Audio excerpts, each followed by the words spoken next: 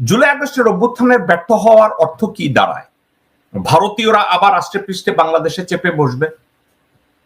অবাক হব না যদি হাসিনাকে আবার ব্যাক করানো হয়। অবাক হব না হাসিনার জায়গায় রেহানাকে বসানো।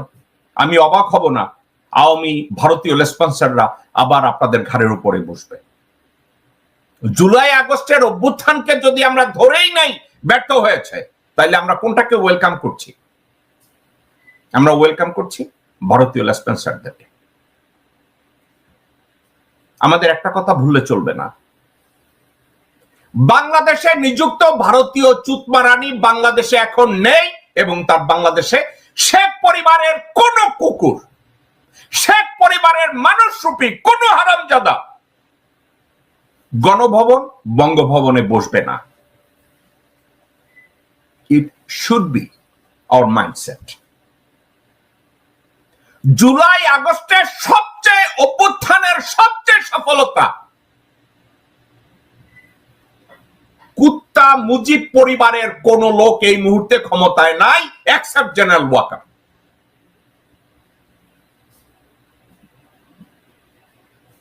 যদি মুজিব পরিবারের প্রত্যেকটা হারামজাদাকে বাংলাদেশ থেকে তাড়ানো হয়, আমি মনে করি জুলাই আগস্টের অভ্যুত্থান 75% সাকসেসফুল। নাম্বার 2, এখন আছে জেনারেল ওয়াকার।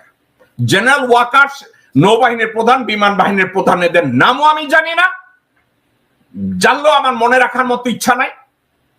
এই 3 কুতুবকে ক্ষমতায় রেখে জুলাই আগস্ট অভ্যুত্থানের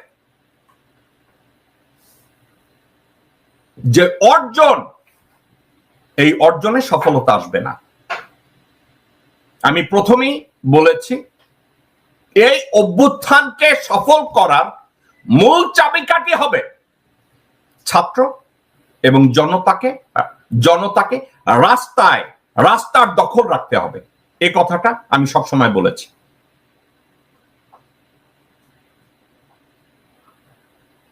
রাস্তা যদি ছাত্র জনতার দখল থেকে সরে যায়, জুলাই আগস্টের অভ্যুত্থান ব্যর্থ হবে। তবে আমি কি মনে করি এটার ব্যর্থ হওয়ার সম্ভাবনা আছে? না, আমি অত্যন্ত আশাবাদী একজন মানুষ। আপনাদেরকে আমি একটা কথাই বলে রাখি, বাংলাদেশে এমন কোন ব্যক্তি বা এমন কোন রাজনৈতিক দল নাই যারা বলবে